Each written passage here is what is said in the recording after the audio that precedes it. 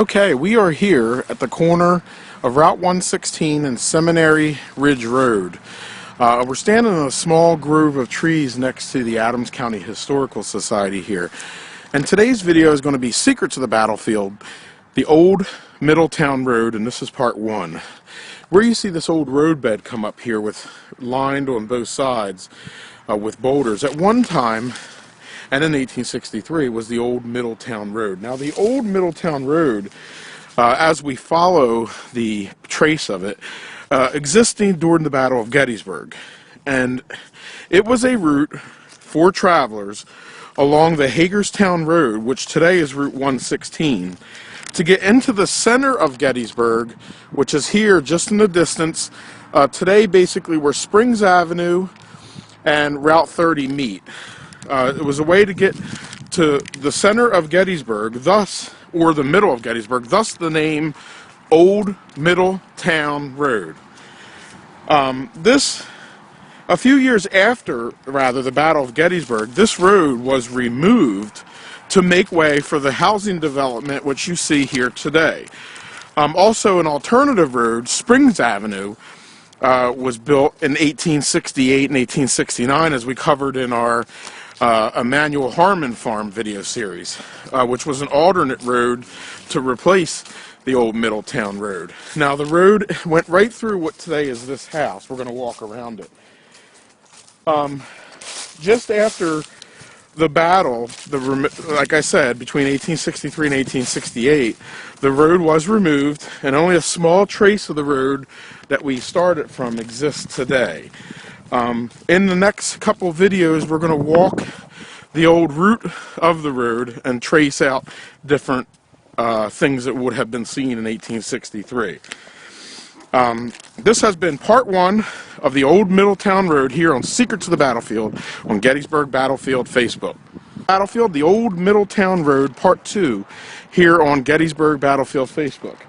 And today, right now, we're here just in an alley behind Springs Avenue, and we're going to walk down the alley. The old Middletown Road, which we just came from up here on the hill, basically came through what is this house on a slight catty corner in this direction.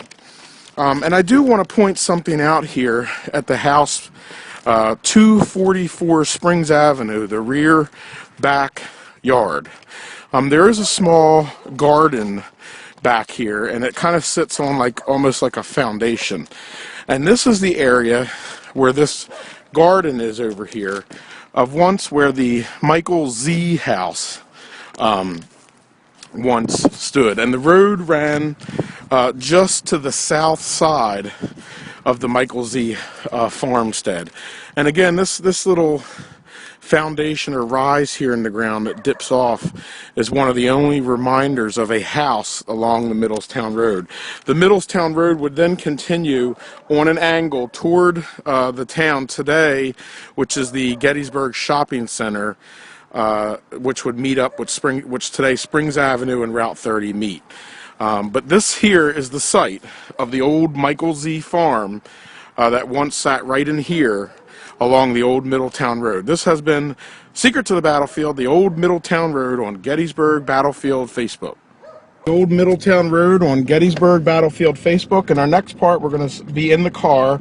We're leaving what was the area of the Michael Z farm, and the road went on an angle in that direction and continued toward the center of town. Today, of course, there are houses here. The road would have continued right where that white building is, and then over on an angle toward the red brick house over there. Because the road exists no more and very little traces of the road exist, we're going to take this next part here in the automobile. And I'm actually going to make a left up here at the end of the alley.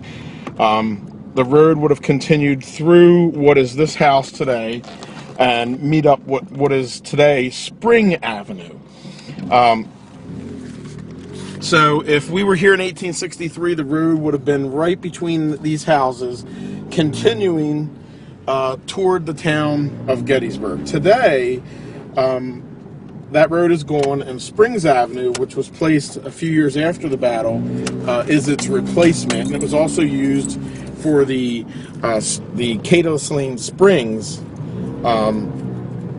at which we covered in our Emmanuel Harmon Farm video series. I'm going to turn here on the Reynolds Street. The road at one time would have cut right through what this stucco house here, and continued on in that direction. We are actually going to take the alley here, and we'll pick it up in our next part. This has been the old Middletown Road, Secrets of the Battlefield, here on Gettysburg Battlefield Facebook. It's a part of our Secrets of the Battlefield video series, and we're again following the old Middletown Road's path into the middle of Gettysburg. And on part 3, we left off, and the road would have continued just on the other side of this white building here, toward Route 30. Now, this shopping center, which is the Gettysburg Shopping Center, is just about near the end of the route. Now, just over where we drove in our last video series, just beyond these buildings, would have sat a property owned by McPherson and Houck.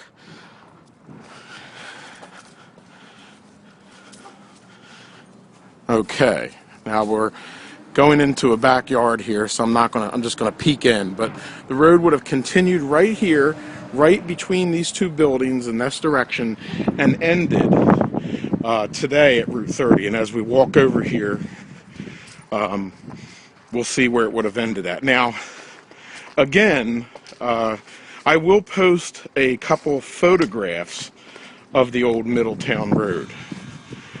Today, this is the backside of the Gettysburg Shopping Center here, where the road would have ended.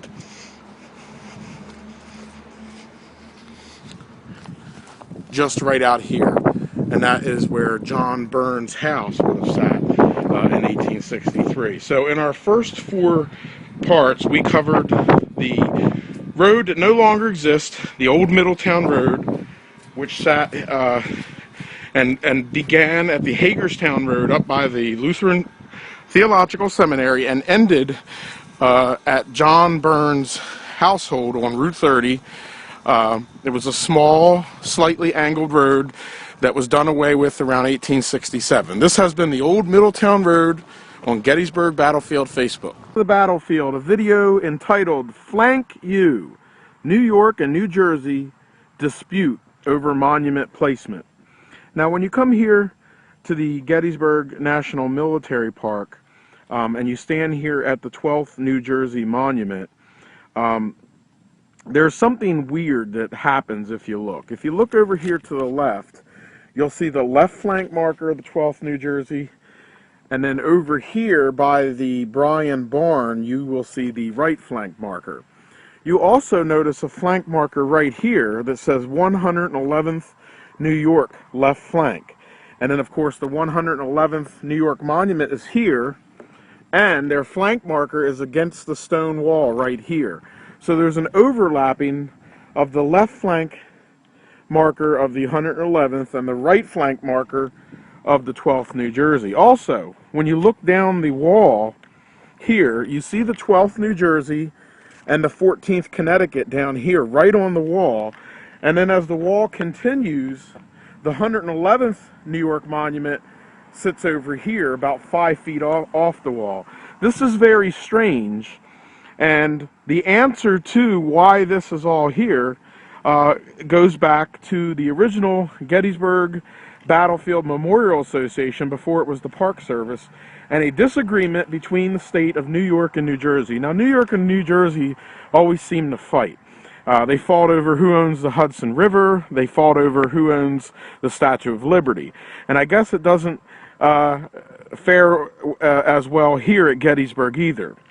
Because on May the 30th, 1890, another dispute between those two states erupted here at the high water mark on the Gettysburg battlefield.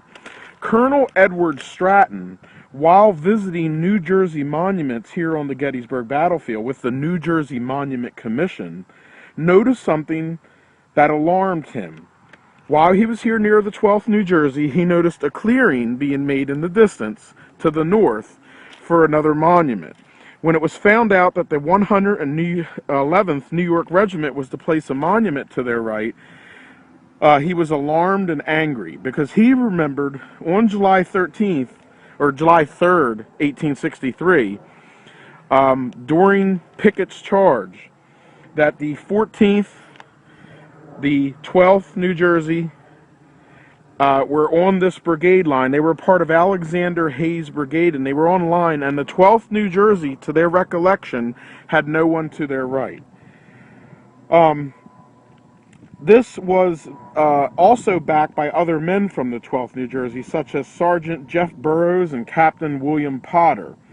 They remembered, of course, also being on the extreme right of troops under Alexander Hayes' brigade, right at the stone wall, during Pickett's charge, and more specifically, the Pettigrew-Trimble charge, directly to their front, where our camera's facing right now. The 111th New York was about 25 feet to the rear of the front line. Today, it would be right here, just beyond Hancock Avenue. It was the 111th New York, the 125th New York, and then down there, 4 companies of the 39th New York, also known as the Garibaldi Guard. That was the members of the 12th New Jersey's recollection of July 3rd, 1863, and what angered them was that the 111th New York was placing their monument right here on the front line. Now, this was just a few years after the dispute with the 72nd Pennsylvania, placing their monument in a spot where even today it's still debated should it or should it not be there, since they weren't on the wall until the very end of the battle. And of course, that was also a dirty laundry that ended up going all the way to the court system, and it also had something to do with the 72nd Pennsylvania purchasing the ground and then placing their monument on there since they owned the property. And it looked like this was happening again here. So these men from New Jersey began to gripe to the Monument Commission here at the Gettysburg at the Gettysburg Battlefield Memorial Association, the precursor to the military park, and more specifically to John Batchelder, who was in charge of placing the monuments here. Now, their argument was that the monument placement of the 111th was unjust and misleading, and it sheared off the honor of what was considered to be one of the top fighting regiments, also in Fox's, the Fox 100 fighting regiments, the 12th New Jersey. They felt it sheared their honor off, that they shared the front line, and more specifically the right of line, with the 111th New York. So the Gettysburg Memorial Battlefield Association had rules that said you could only place your monuments on your brigade line, where you were at in your brigade line, not into advanced positions. And this looked like the 111th was placing their monument into an advanced position. And that's where the dispute began. Now, with every story, there's also 2 sides to the story. So the 111th New York responded very quickly to this accusation, stating, and it was Lieutenant Colonel Isaac Lusk, who said, "When the Rebs first approached and brought their artillery fire, we were ordered to the double quick to the line of battle in our front, and took a position with the right resting in a lane with a barn," that barn being the Bryan barn. The right of their line was in a lane. The lane ran once between the Bryan barn and the Abraham Bryan house.